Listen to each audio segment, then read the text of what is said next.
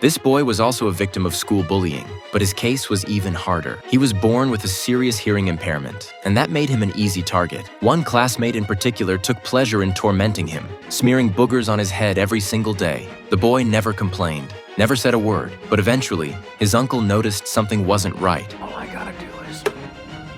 The boy didn't need to explain. His uncle understood everything just by looking at him. Then he asked the boy a few quiet questions.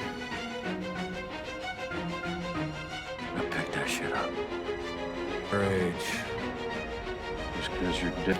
Later, the uncle took the boy's piggy bank, smashed it open, and poured the coins into a thermos. He placed it inside the boy's backpack, zipped it up, and handed it to him. Then he showed the boy exactly what to do. If that kid tries to mess with you again, swing this bag as hard as you can. Don't let anyone push you around. He made the boy practice, but the boy, unsure and timid, treated it like a game, his strikes soft and awkward, with no confidence behind them. What the hell's wrong with you?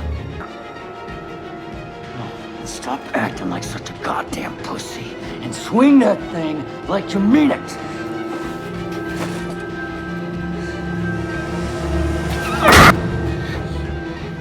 The next day at school, class began as usual. The bully stuck out his booger-smeared hand again, signaling the boy to come over and take it, just like always. But this time, something was different. The boy didn't move. Instead, he gripped his backpack tightly, stared the bully down, and marched forward with a defiant look in his eyes that said loud and clear, "Try it and see what happens." The bully froze. He'd expected the same passive reaction, but now he could see it in the boy's face. That look, that stance. The boy was no longer afraid. He was ready to fight back if needed, and he meant it. They stood there in a tense standoff for nearly 10 minutes. The bully, stunned by the change, didn't dare move. In the end, he quietly wiped his finger clean and slinked back to his seat, defeated without a single swing being thrown. Safe to say, he wouldn't be bothering the boy again. This story isn't meant to say violence is the answer. What it truly shows is the importance of teaching children to stand their ground, to face problems with courage, and most importantly, to learn how to protect themselves from harm.